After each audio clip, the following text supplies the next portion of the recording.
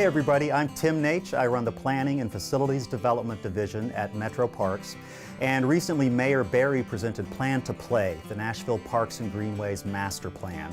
It is a bold 10-year vision for the growth of Nashville's park and greenway system, and it addresses everything from new trails to new dog parks, skate parks, community centers, really everything that the Metro Parks Department does. We're very excited about it. We're excited about what it means for the future of our city, and we invite you to watch this video of the mayor and our team presenting this bold new vision for Nashville's parks. Thank you. Since December a year ago on Plan to Play, and we finally have come today to announce it and get Mayor Berry to announce it. But before we actually do that, I have to be up here thanking the people that have been involved with this master plan. First, I want to start with Gary Hawkins at Hawkins Partners, who has been the leader of the entire project, and Nathan Oliver on his staff, who's participated the entire time. Leon Younger with Pros Consulting has been our Parks and Recreation expert that has provided a lot of the funding recommendations. Rick Wood with the Trust for Public Land has been involved in every aspect of it, along with Ed Henley from Pillars Consulting, David Fox with McNeely Piggott and Fox. And I cannot mention enough the work that has been done by our planning staff as led by Tim Naich, who will be one of the folks presenting here this morning. The project co-sponsors were the Nashville Parks Foundation. Brian Taylor with the foundation is here today, and as well the Trust for Public Land. I also want to thank Jen Garcia and George Anderson, who are our park board members who are here today. And with that, I want to introduce to you our mayor, Mayor Megan Berry.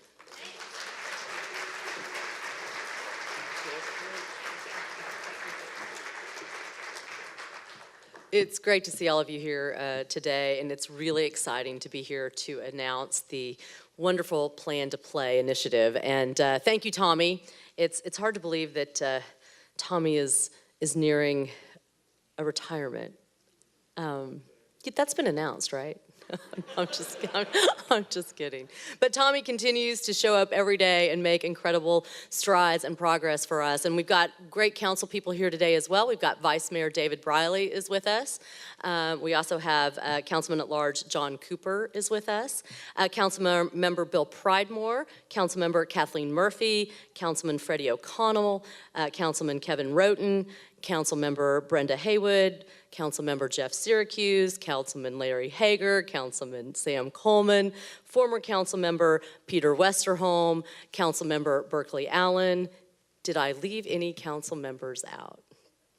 Well, I think that just by the many folks who are here, you can see the passion that council members feel for having parks and amenities in their districts, because they're all here to say after this, do you see that piece of that plan that's in my district? That's the most important piece. I also want to just thank the Parks Board, Christy Smith, and the rest of you all who worked so hard, and of course Gary Hawkins and Hawkins Partners, and all the other consultants who have made this possible, the Trust for Public Land, as well as Pros Consulting. I really want to thank, though, the 9,000 plus citizens from over 16 different countries of origin who gave their input into this plan. This was absolutely a process that involved the community. And I also just want to thank, of course, everybody else who I haven't mentioned. If there's anybody left, thank you. Our parks and our greenways are jewels. They are things of beauty in our community, and they are essential to our shared concept of community, and that's what they do. They bring us together, and they make us healthier. They increase our property values. They make our air cleaner. They absorb stormwater. They make us more climate resilient. They make us get out and play. They slow us down, and they make us just breathe and appreciate how beautiful Nashville is. They connect our children to outdoor activities, which we know enhances their academic achievement and their creativity. They are great places for us to go, for concerts and festivals, and they show off our beautiful diversity. They're great places to display and learn about art. They are very appealing to our millions of visitors who come here and spend money to help us keep up our parks. And without our parks and our greenways, Nashville's quality of life would be significantly diminished. And we just would not be as strong and vibrant as we are without our great parks. Our last big master plan, many of you may remember, was back in 2002. Our population has grown a little more since 2002, and we've added in that time more than 30 parks, 6,300 acres of parkland, 85 miles of greenway.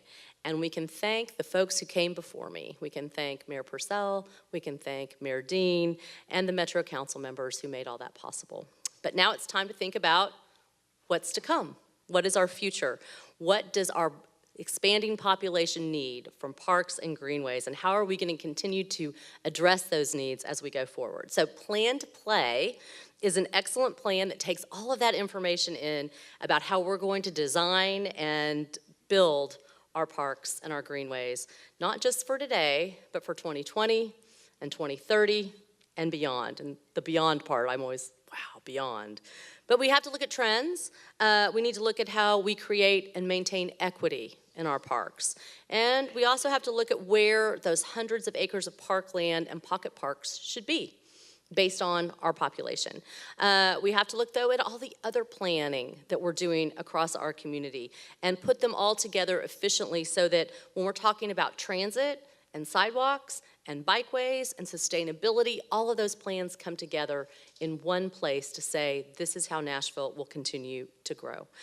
We need to look at how we continue to get a high return on investment when we do build our parks and greenways, and we have to look at how we use our community centers, which provide so many opportunities for our youth, our after-school programs, our summer programs, making sure that our youth have a place to go, and also to create interactions for our seniors and folks with disabilities.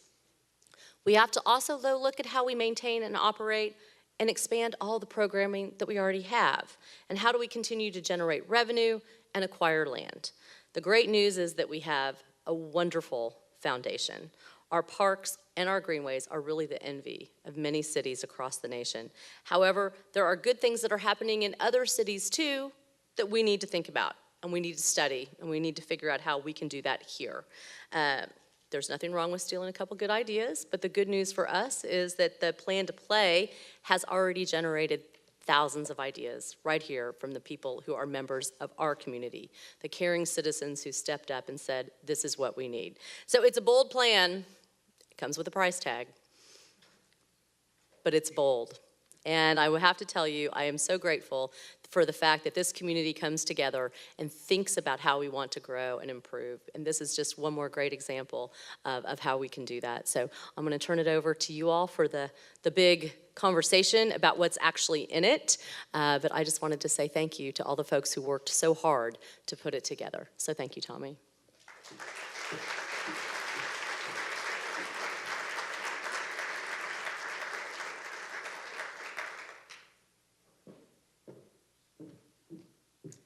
Good afternoon. I'm Monique Odom. I'm Deputy Director of Metro Parks and Recreation. And on behalf of the Parks Department, I see the mayor exiting, so I'll do this quickly. On behalf of the Parks Department, we want to thank Mayor Berry for all of her support before and during the implementation and the development of this plan, and for future reference as we move forward with implementation of this plan.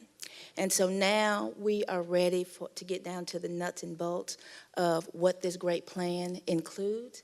And to begin the presentation, I'd like to introduce Mr. Rick Wood. He is the Executive Director of the Trust for Public Land, Tennessee. Thank you.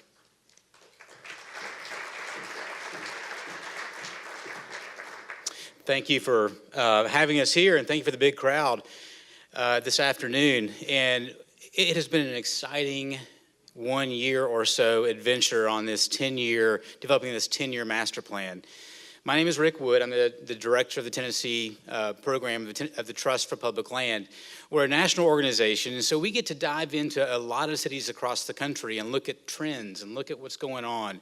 And we find ourselves getting involved in cities, helping cities build parks, helping them think about parks.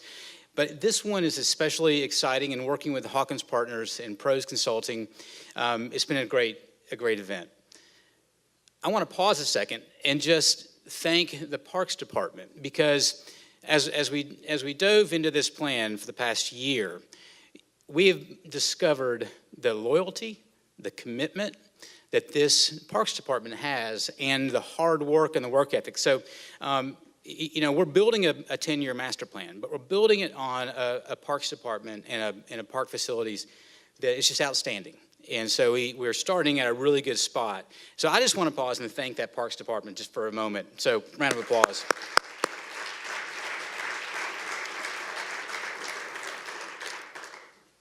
We're seeing that parks across the country and cities across the country are making large investments in parks. So cities are embracing parks as a part of their economic development master plan. So a way to attract young minds, a way to attract employers. We're seeing cities embrace parks and make huge investments in parks as a part of their healthcare program. When the Center of Disease Control tells cities that they should build more parks and greenways, cities are doing that because they want healthy employees. They want people to show up on time and be healthy. We are seeing cities make parks a part of their infrastructures for transportation. So it's becoming economic development. It is a part of transportation, and it's a part of health. And the more and more that we think, and that Nashville thinks about parks as a part of your infrastructure, your daily infrastructure, as a part of your quality of life, the better. So I want to thank the Nashville Parks Foundation for your support and your contribution for helping sponsor this plan, along with Trust for Public Land, and helping get this plan off the ground and started.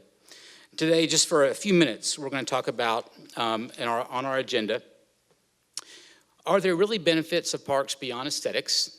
We're going to touch on the planning process real quickly, and then which resulted in findings and recommendations. And then following this presentation, we will then adjourn to a public open house. So stick around for that to even gather more information from you. So why did it make sense to do a parks master plan now? Why now? The mayor already touched on this. The last master plan was done in 2002. The number of parks, the number of acres, the number of facilities have increased over the time, and a lot of the parks plan that was developed in 2002 is complete. So again, great work, Nashville-Davidson Metro Parks Department. I mean, it's just been incredible. The previous master plan was a great blueprint to advance the system successfully. Much of the plan's direction was largely implemented. It comes at a time right now with extraordinary growth and change in the community. As years have gone by, new trends have come along. Maybe in 2002 we weren't thinking as much about dog parks as we are today, for example. And there's really strong support. There's really strong support amongst the community. So you can see in this slide the number of acres, the number of facilities, and the population growth that's expected.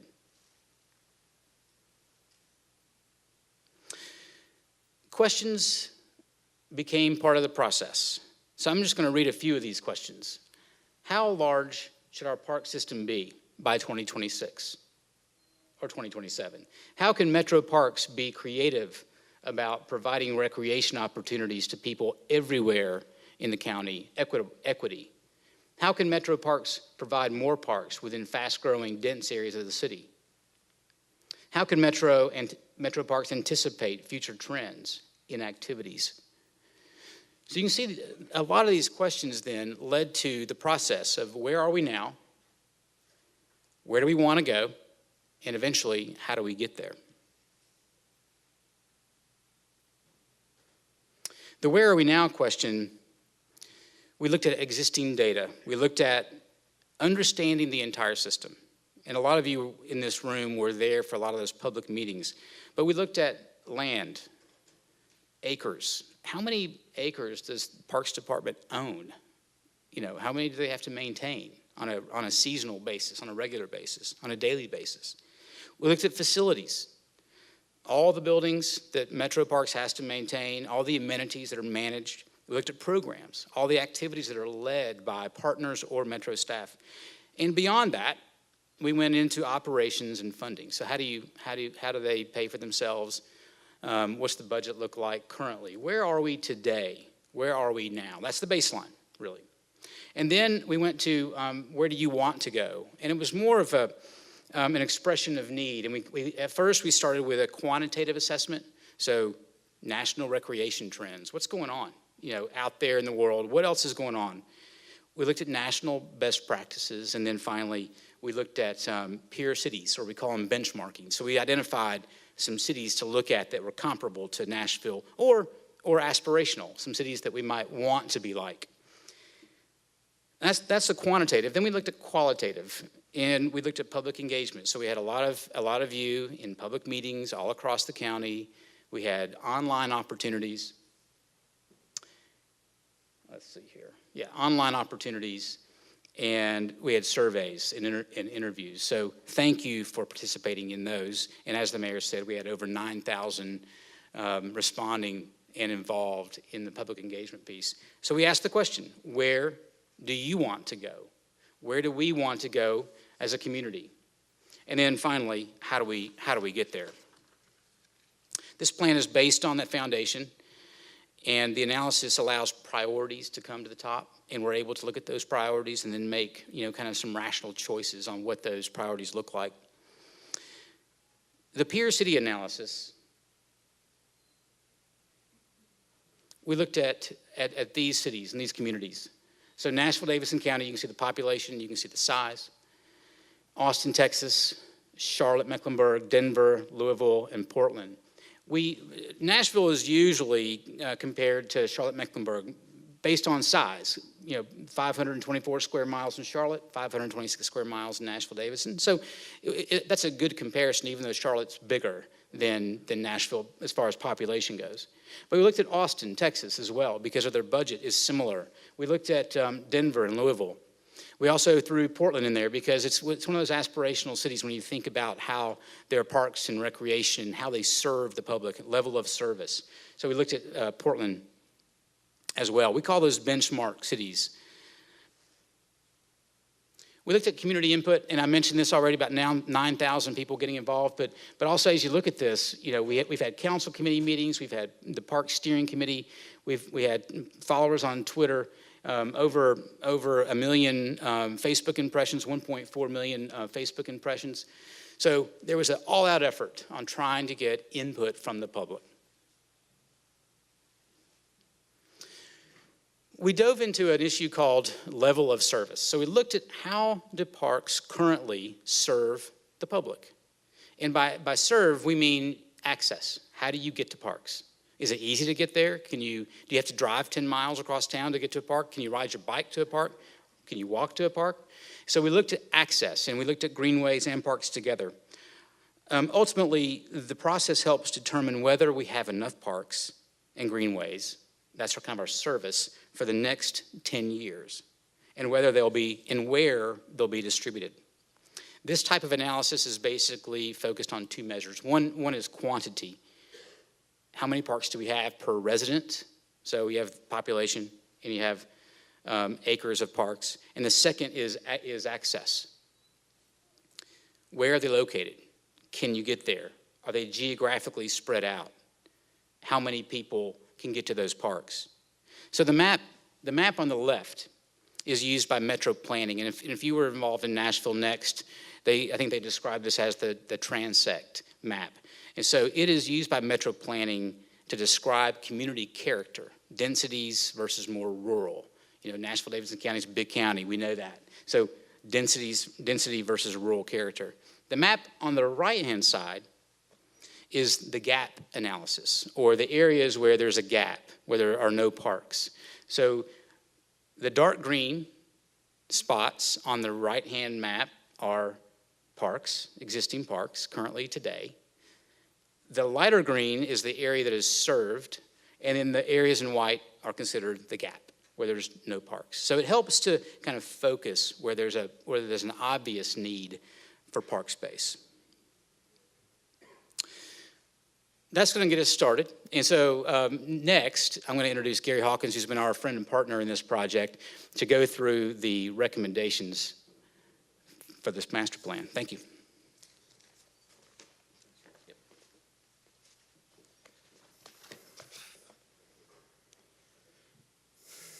So the master plan includes findings and recommendations, and what we're going to show here is not a complete listing of everything. This is an executive summary of an executive summary of the report. So we're going to fly through some very high-level things here, and in the room behind us is the executive summary is more displayed, and you can ask questions there. And of course, I have to remind you, you can download the entire report after this meeting online. So we'll be starting with land. Rick explained that land is one of the fundamental pieces of the parks. And so our park acreage has grown from 2002 to over 15,000 acres. Compared to Charlotte-Mecklenburg, one of our closest peers. When it comes to size, they have about the same size of county. They have over 5,400 more park acres. So you can see that from a comparison, it's like, a finding that we should be paying attention to. We also found that Nashville has a unique park system identity among all those peers because it has a high percentage of land in regional parks.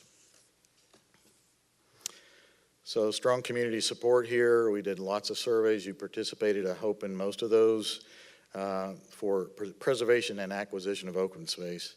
And we also found we pretty much all drive to our parks. So connectivity is an important component of our findings.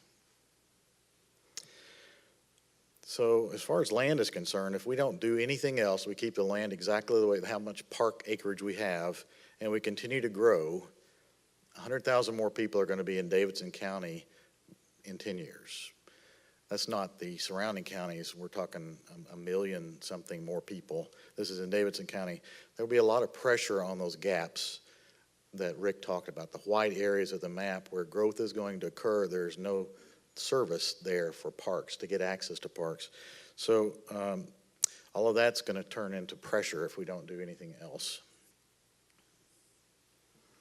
So what kind of recommendations, high level, can we make from these observations? First, we needed to classify our park system a little bit differently so that we can compare them to others and also create a map of what should be in each kind of park. So if it's a community park, we've created an expectation and what kind of amenities should be in a community park, a pocket park, a regional park. And that would be helpful as we standardize the system and provide diversity of service across the entire county. So an existing park may not have as many amenities today that it will have. And there'll be new parkland also that has amenities under those same categories. So that was an important fundamental first step. The second thing we did was based on target levels of service for each of those park types, the plan recommends the total acreage for each of those kinds of parks. And that's 4,541 total additional acres. So we have 15,000 or 1.5K acres today. We want to add another 4,500 acres. We reported on this back in October, so this is not a shocking statistic. If we want to grow the park system and keep the level of services that we have today at a minimum, we would need to grow just based on population another 4,500 acres of parks. And this acreage, of course, would include a lot of acres in the Greenway system, which is one of the most popular things we found in terms of popularity for our community. So back to this map, key recommendations included prioritize where those new acres should go.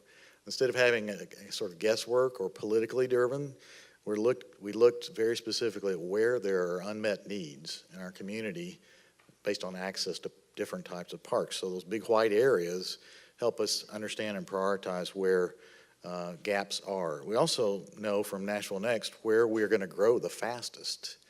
There are going to be areas of this community that are going to grow really quickly. It's already happening. So we need to prioritize some of that park land acreage acquisition in those areas. They may be pretty dense areas right now, and that land is going to be extremely valuable. So working it out now as opposed to 10 years from now, we know how that works out in terms of cost. So those are some of the high-level park findings land findings, recommendations. Let's move now to the things that are inside parks. So we've looked at facilities. And you helped us decide what kind of facilities were important. Now, looking at peer cities provided comparison, but the community also said, what are our needs? And we looked very carefully at what we heard people say their needs were in terms of facility types. If you look, I'm not sure you can read, maybe you can, on the far right of the chart, multi-use paved trails and unpaved trails are among the highest facility types that people really want to get out, move, get exercise, walk. So greenways are an important aspect of this facilities finding. We also realized, we found that since 2002, metro facilities buildings have doubled in square footage. That's a lot of construction. And there are a lot of other types of facilities that were included in being built that were not buildings, and some of those are listed in this chart. We've also found that community centers that we've been building, other cities have looked at that and said, you know, smaller centers might not be the most economical way, efficient way to deliver services. Larger centers, mega centers, or multi-generational centers may be the better tactic. More regional, larger facilities, and that's what other communities are doing. So it's like, okay, note to self. So some of the facilities recommendations, very high priority greenways, multi-use paths, 53 additional miles of multi-use paved trails and 50 miles of unpaved trails. And there's a greenway priority map that you'll be able to see. If you download the report, you'll see it also behind us in the room adjacent that prioritizes where some of those great miles could be. And over 10 years' time, who knows, maybe even more miles would be built. But at a minimum, this plan recommends 53 additional miles, as well as this chart shows all the additional, some of the key facility types that would be added to the plan. To take, again, this is all driven by just growth in population. If we stay exactly where we are today, our level of service in getting to those facilities is going to be really diminished. And I think the quality of life is an aspect that we want to make sure we keep high here in our community. So community centers, recommendation 481,000 square feet of more community centers is really needed over 10 years' time. But that could be spread out over some very large centers in the 100,000 range or medium-sized centers. So that shouldn't be too hard to actually provide. And in those centers, many of those might have swimming pools, basketball courts. You can think about really giant, nice, big centers you may have visited in other cities. That's a recommendation that's being made, that many square feet. Outdoor aquatics, something that we could use more of. We're proposing 5 additional outdoor facilities and a bunch of other key types of recommendations that you've all given us input on. And I won't spend a lot of time here explaining that, but the executive summary and the report talks much more about those other facility types. It doesn't stop there. Programs are the things that you go and actually someone's leading you through perhaps an exercise program or teaching you how to do crafts. So we looked at programs and their findings there. The community input was very valuable there. It's hard to look at programs in other cities and sort of get an or equal. So here's where we heard the voice of this community speaking most loudly, and it talked about what things we feel like our families need into the future as best we can. So a lot of our findings came out of this community's needs assessment. So the big finding was we like it, we love it, we want some more of it. To sort of coin a popular poem. What people loved, well, they loved the programming. They simply needed more time to go there. Facilities stay open longer. They wanted more hours of the day to be able to enjoy those programs. And a lot of the programming is excellent, rated excellent from your voices. So that's important, some of the key findings. Also, we found that not a giant population percentage are using our programs in the park system. Limited marketing could be blamed. Capacity issues, literally almost every program is at total capacity, even though we have not enough of them. So that's a staffing thing, operations thing that we'll talk a little bit more about later. Other key findings. Some of the programs are completely oversubscribed. Some are enrichment programs, arts, disabilities. Our community is desperately wanting more of those. Productivity of community centers, we found that some spaces during the day are not being utilized as fully as they could. So, one observation might be, well, if we could add capacity to those existing buildings, then by utilizing those rooms during the day, after school, they're usually very well used. Let's see, urban parks. There's a lot of activity in urban parks, but usually that's a permitted kind of activity. What we saw in other cities is that some of our urban parks, their urban parks, are activated by the Parks Department. They're stimulated. There are programs happening in the park because of the parks. And there's just not been a whole lot of capacity to do that in this system just yet. And then membership program and fees. The competition, the fees are higher and our fees are low or non-existent. So there's an observation there that if we had a program that could increase on a fee, our competition would still be way above the cost. So here are some recommendations. Improve access to programs by expanding operation hours and days, improve efficient use of the existing facilities, and partner with people who want to help with programming that we may not have staff to accomplish that just yet. Prioritize programs. We've now heard what's important, so the Parks Department will now reprioritize how programs are delivered and where they're delivered based on those needs. Environmental education was a high program need, so expand offerings into community centers, not just at nature centers, for instance, but across the community. People really wanted environmental programs, and incorporate those programs into outdoor recreation. Who all wants to learn how to kayak in the Cumberland River? Well, that's part of an outdoor recreation program that would also teach environmental education as well. Urban park programming, found a need for that. And then volunteerism. Many communities like ours have a lot of volunteers, very well organized. And bless our hearts, we want to volunteer, but we might not have the capacity or know-how. So what we're encouraging is, in fact, not encouraging, recommending there will be a volunteer program and training within parks so that all volunteers that want to participate are actually trained to do what they need to do. Identify projects that are very clearly part of the mission, and also hire a coordinator to coordinate all that programming. Finally, historic sites. In this case, everybody loves our historic fabric, and Parks is responsible for managing those places. But if they're underfunded, there's not a whole lot can be done just yet. So you might see a theme here. A lot of things that are shortcomings, if you would, in our park system had to do with funding the operations side of what we want our park system to do for us. So we've got to keep in mind how do we now that we know what we want to do, how do we get there?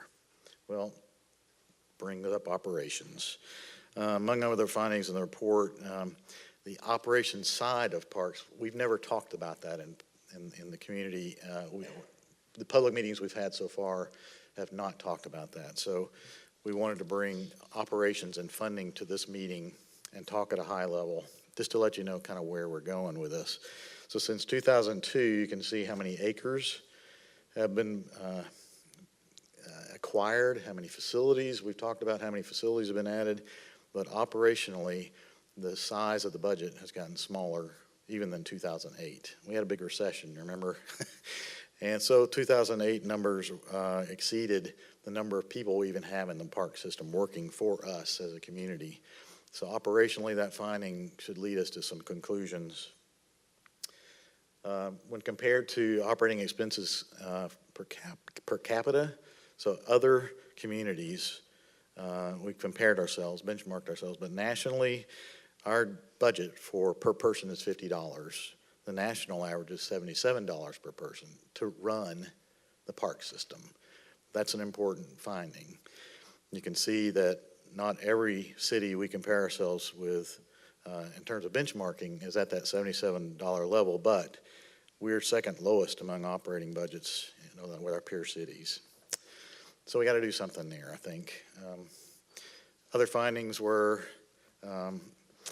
There is some support out there. It's 49% agree that that we should support increasing program fees. That's a way to actually pay for the cost of programming and staffing. That means we should look into that further. We also saw that 94% said that would not prevent us from participating in a program. We recognize, though, that not everyone should be paying a fee for a program, but some programs should be paid for.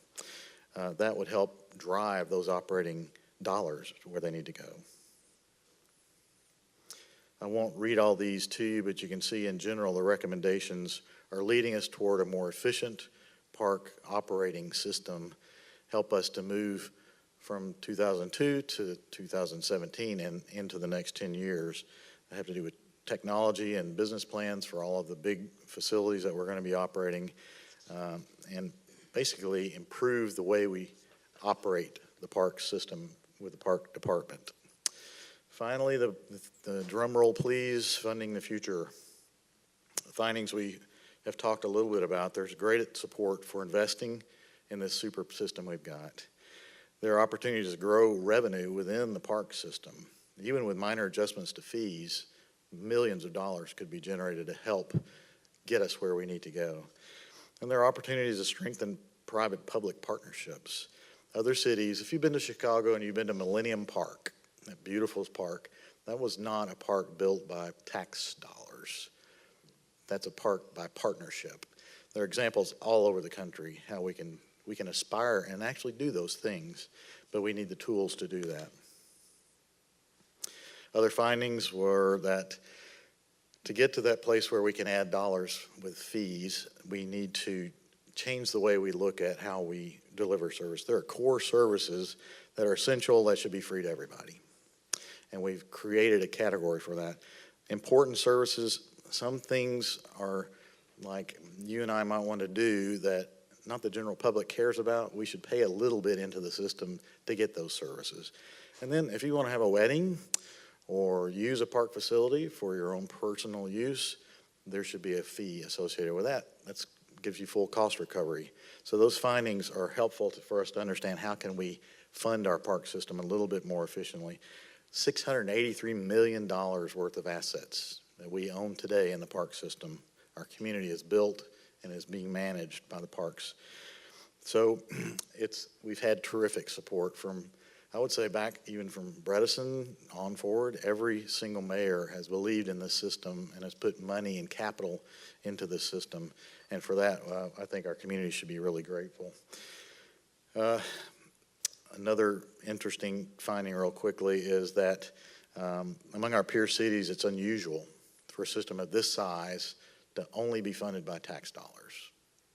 So all the council members that are here looking to figure out how to solve this problem, that's something we need to really pay attention to. You can't only do it with tax dollars and grow the system that we need to grow into. Also, Nashville only retains, it generates money.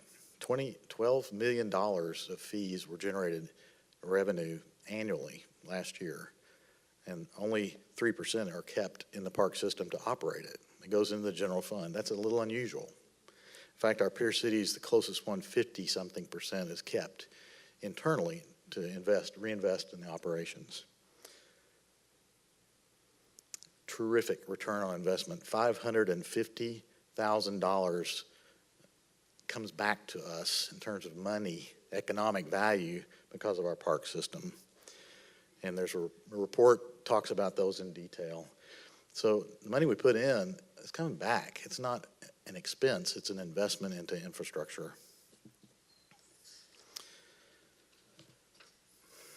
The cost of the system as proposed for 10 years to grow into this capital investment of $667 million over 10 years' time. And unusual for a plan like this, operating costs have been estimated. How much does it cost the park system to actually operate the things that we're wanting to construct? So we've given a number here in the recommendations so that the picture is painted more fully. And then finally, land acquisition. We will not go out and be buying $1 million or acre land for our park system. There are much more creative ways to do that, partnering with developers and other tools that we need to use to get there. But this $534 million price tag is if we went out and wrote a check tomorrow for all the land that needs to be built for parks, that would be a fair market value for that. It won't happen that way, but we wanted to account for it so that everyone that's having to make decisions realizes the value of this. There are tremendous tools in the toolkit that other cities are using. We recommend we look very strongly at those so it's not just about tax dollars. We can't grow this system with just tax dollars and operate it correctly. So you can see all the different things people are tapping into. This is a short list of a very long list that other cities just like us are using every day to fund their park systems and grow their park systems. And we can be just like that. So I'm going to bring this kind of to a conclusion. We'll still have a few minutes to go across the way in just a second, but I wanted to leave you with these few comments. Continue strong infrastructure investment to address growing needs. It's a quality of life issue. The mayor said it beautifully. High return on investment. This is not a cost, it's an investment with very high returns. We got to stay competitive with our peers. If we want young people to continue moving to this place and loving this place like we do, we cannot de-invest ourselves in parks and leave a legacy. Others that worked before us have created a tremendous system of parks and greenways.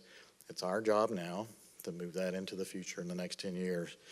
We must care for what we have built and build what we can care for. Kind of common sense. The operations side of this needs to be rebalanced.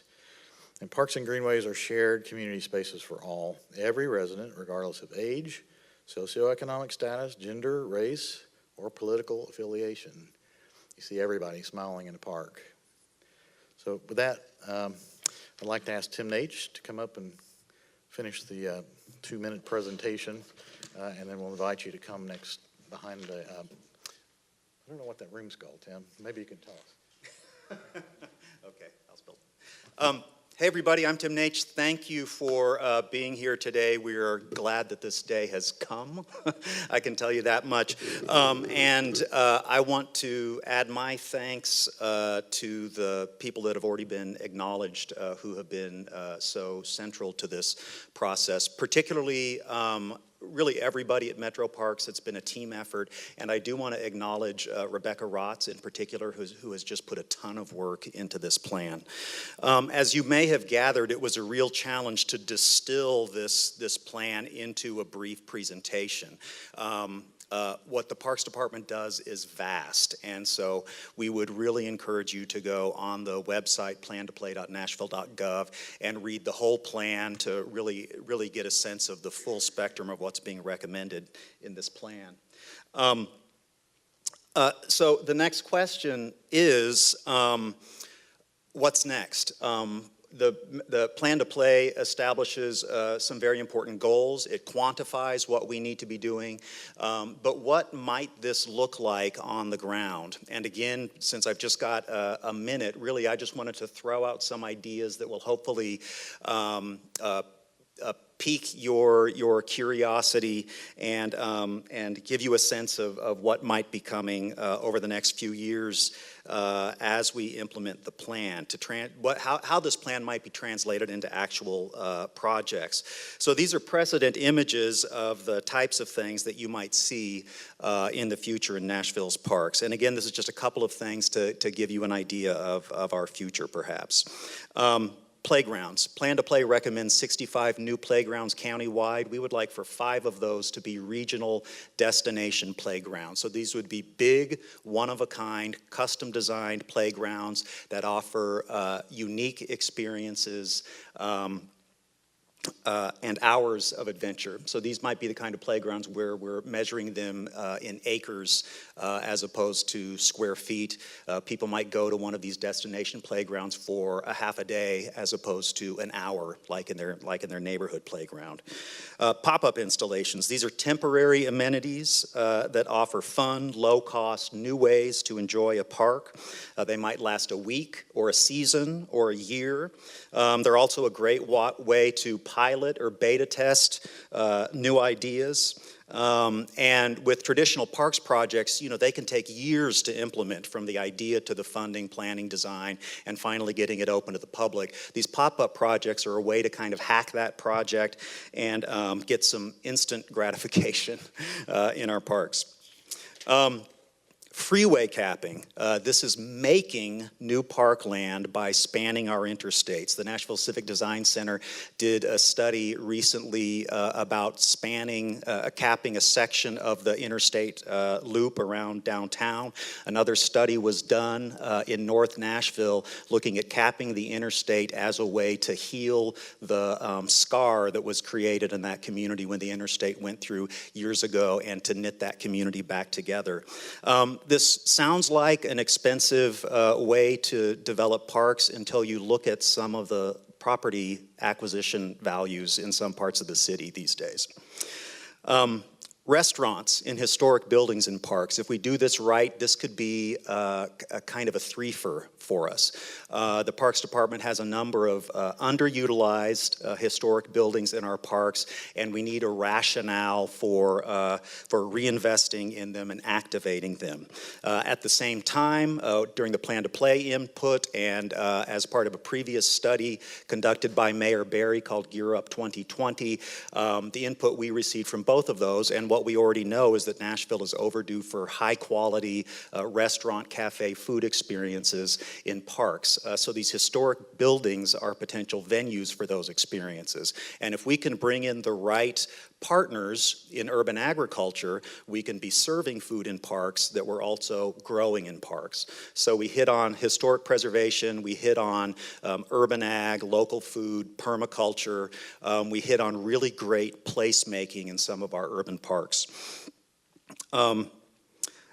Again, just a little kind of a taste of new ideas that you may be seeing in our park system, tangible examples of what we could be doing. I hope these capture your imagination a little bit. There are lots of creative ways that we can implement Plan to Play. We heard a lot of them during public input.